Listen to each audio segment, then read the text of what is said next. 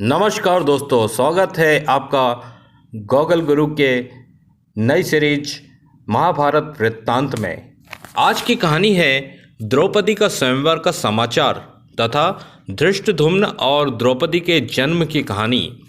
एक दिन पांडवों के निवास पर एक बड़े कुलीन और सदाचारी ब्राह्मण आए। पांडवों ने बड़े आदर सत्कार से उन्हें स्थान दिया। कुंती और पांचों पांडव उनकी सेवा सत्कार में लगे रहे। ब्राह्मण प्रतिदिन कथा प्रसंग में देश, तीर्थ, नदी और राजाओं का वर्णन करते। एक दिन राजाओं का वर्णन करते हुए उन अतिथि ब्राह्मण ने द्रुपद की कथा छेड़ दी तथा द्रौपदी के स्वयंवर की बात भी कही। पांडवों ने विस्तार पूर्वक द्रौपदी की जन्म कथा सुननी चाहिए। ब्राह्मण: जब से द्रोणाचार्य ने पांडवों के द्वारा द्रुपद को पराजित करवाया, तब से घड़ी दो घड़ी के लिए भी द्रुपद को चैन नहीं मिला। वे चिंतित रहने के कारण दुर्बल पड़ गए और द्रोणाचार्य से बदला लेने के लिए कर्म सिद्ध ब्राह्मणों की खोज में एक आश्रम से दूसरे आश्रम घूमने लगे। वे शोकातुर होकर यही सोचते रहते कि किस प्रकार मुझे श्रेष्ठ संतान प्राप्त हो। चाहकर भी उनके मन की कंदराओं से द्रोणाचार्य के प्रभाव, विनय, शिक्षा और चरित्र को नीचा दिखाने के विचार लुप्त नहीं हो रहे थे। राजा द्रुपद गंगा तट पर घूमते हुए कलमाशी नगरी के पास एक ब्राह्मणों की बस्ती में पहुंचे।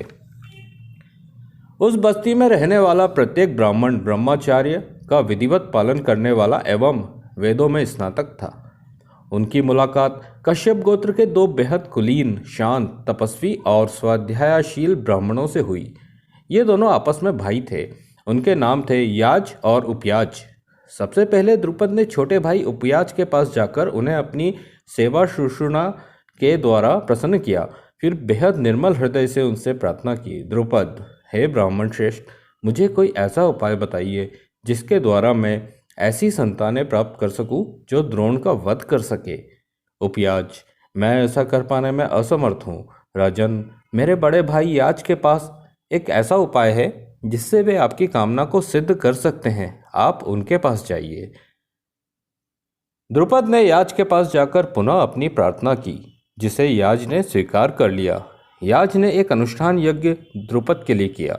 यज्ञ की समाप्ति पर अग्निकुंड के एक आग के समान धधकते शरीर वाला एक दिव्य कुमार प्रकट हुआ। उसके सिर पर मुकुट और शरीर पर कवच था। हाथों में धनुष बाण और खड्ग थे।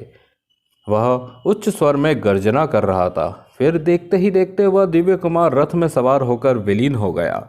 आकाशवाणी हुई, यही दिव्य कुमार द्रुपद के घर जन्म लेगा और द्रोणाचार्य का काल बनेगा।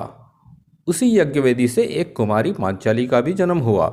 वह सर्वांग सुंदरी, कमल के समान नयन वाली और श्याम वर्ण की थी। उसके जन्म पर भी आकाशवाणी हुई, इस कन्या का जन्म क्षत्रियों के संहार के लिए हुआ है।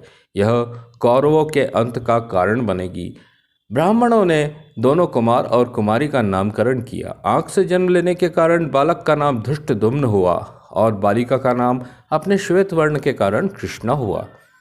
इस घटना के साक्षी स्वयं द्रोणाचार्य भी थे। परम बुद्धिमान द्रोणाचार्य यह जानते थे कि विधि के विधान के अनुसार इस बालक के रूप में उनका अंत निश्चित है।